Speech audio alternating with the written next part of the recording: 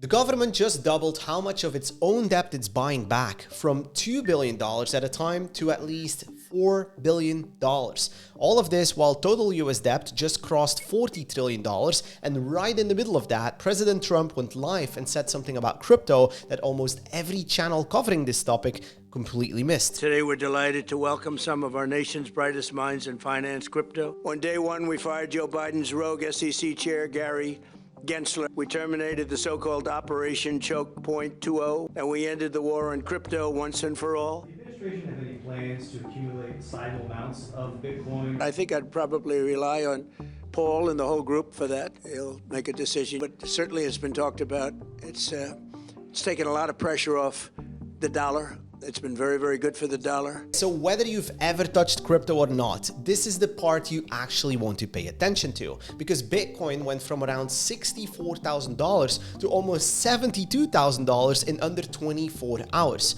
What's caused this matters a lot more than the number itself, because money has lost 96% of its value since 1913. You don't see it on your bank balance every single day. You see it in the groceries costing more, rent costing more, and the same paycheck stretching less far than it used to do last year. And on top of that, this week, the government basically confirmed out loud that it isn't stopping. So let me show you exactly what happened, what it proves, and what's actually possible once you start to see it clearly. On Tuesday, the interest rate the government pays to borrow money for 30 years hit 5.34%. It's the highest it's ever been since 2007, and buyers have basically stopped showing up to lend the government the money since late June. So the government stepped in and doubled how much debt they're buying back themselves, all the way from $2 billion a session to at least $4 billion, starting September 9th and running all the way through November 4th. It worked almost instantly, and the rate fell back to 5.20%. And here's what that means in plain terms. When a government can't borrow the normal way anymore, it creates more money instead.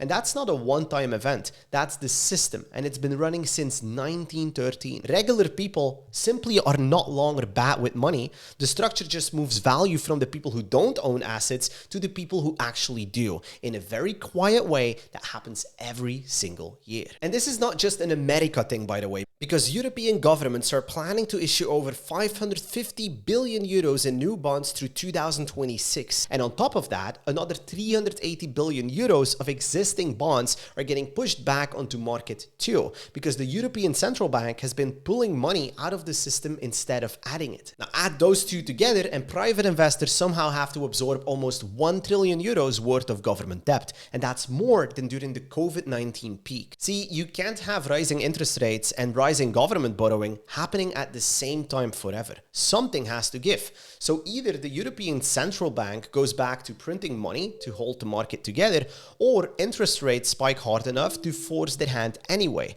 Both paths end the same way, with more money getting created out of thin air. So just to get clear, this is not just a US problem, it's the same trap playing out on two continents at the same exact time. And this week, that shift showed up in the crypto market in a way that's never happened before, because the market wiped out more short positions in 4 days than the previous 48 days combined. Short lost $3.79 billion in those 4 days, while longs lost just $687 million in the same time window. The single worst hour came at 8 p.m. UTC on August 19th, when $941 million of shorts got wiped out in just 4 hours. And that's what it looks like when the people betting on the price get run over by the people that were already positioned correctly. So here's the real question I would ask myself. If the system is built this way, regardless of what you do you want to keep standing on the side that loses 9% a year, or do you want to move to the side that actually owns something? And that question is exactly why I look at Bitcoin's chart the way I do, because Bitcoin just pulled off an 11.50% rally in the middle of what's still technically considered a bear market. And yup, unfortunately, that's a normal thing. Because April 2018 saw a 17% rally followed by another 60% drop into the eventual bottom. February 2022 saw a 10.50% rally followed by another 63% drop. June to July 2022 saw a 40% rally followed by another 37% drop. Every single one of those looked exactly like what just happened this week. All while the price is also sitting near $60,000, a level that's historically marked strong bottoms in past cycles, and it's roughly the same zone as the previous cycle's all-time high. Now look, nobody knows for sure we're there yet. We would need a weekly close above a specific level to actually confirm it. So rather than trying to guess which way this breaks, here's what I actually do instead. Now, in order for you to understand this, you'd have to think about a currency exchange booth at an airport. Someone sitting there at the cash register while people walk up wanting to trade euros for dollars and dollars for yen.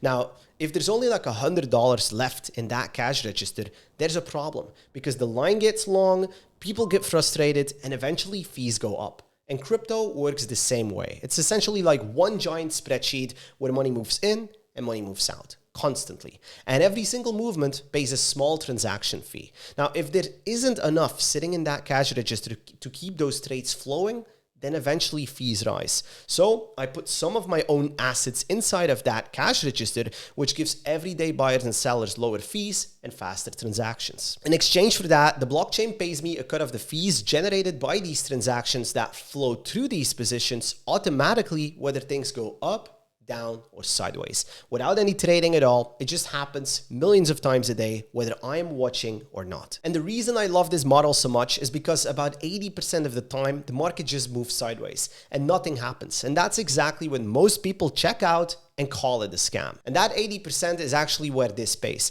because I am not relying on prices having to go up. I'm relying on the fact that people are moving money in and out consistently. These positions also come with built-in discipline, because picture $10,000 into a position tied to an asset that goes up 20%. Could be Bitcoin or Ethereum like we've seen it the last days.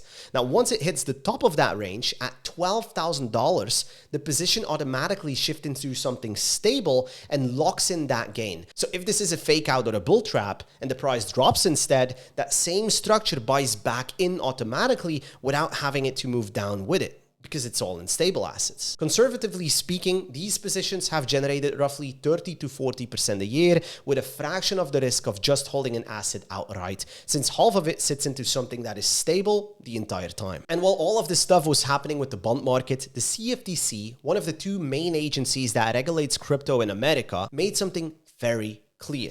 There's a bill called the Clarity Act that would give crypto companies proper legal rules to follow. And the easiest possible Senate vote is September 14th. And so it still hasn't passed. Now, here's what the CFTC chair actually said. If that bill misses its deadline, they are stepping in anyway, using authority they already have with rules they already drafted, regardless of what the Congress is actually going to do. And that's huge, because that's a federal regulator removing the biggest excuse people have for staying on the sidelines, like it's not regulated yet, now becoming official with or without a vote. They basically created themselves a backup plan. And most people never sit down and actually think this through. Most calculate their income based on how many hours they can physically spend or work.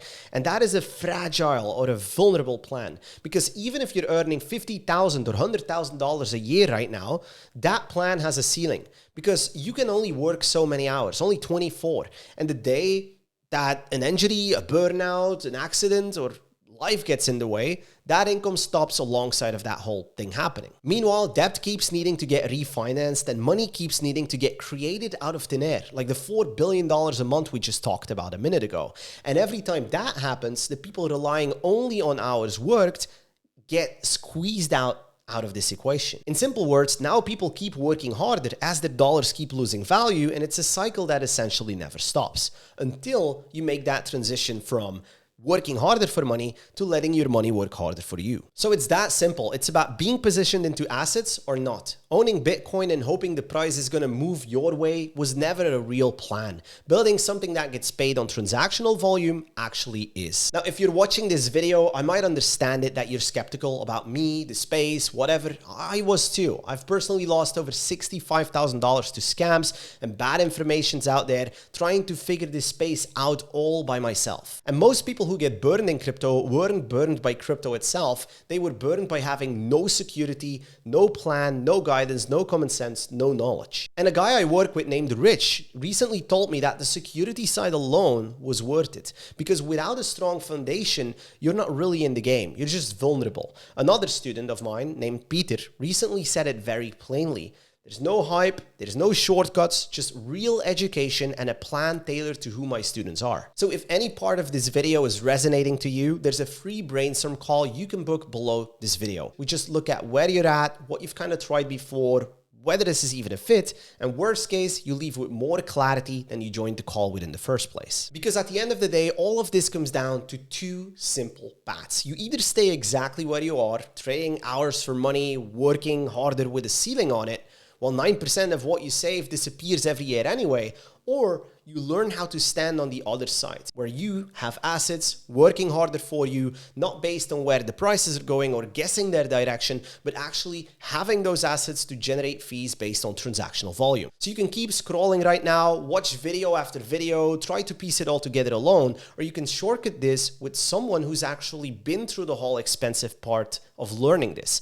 Either way, I'm glad you're here for this video. And if you want to go deeper on when I actually think this bull run starts and every indicator I'm watching for that, I just made a full video on exactly that. It should be right on your screen right now, so go ahead, click it, watch it, and of course enjoy it. And that's how you go from always guessing the next headline or crypto price to finally getting a systematic approach to make money online.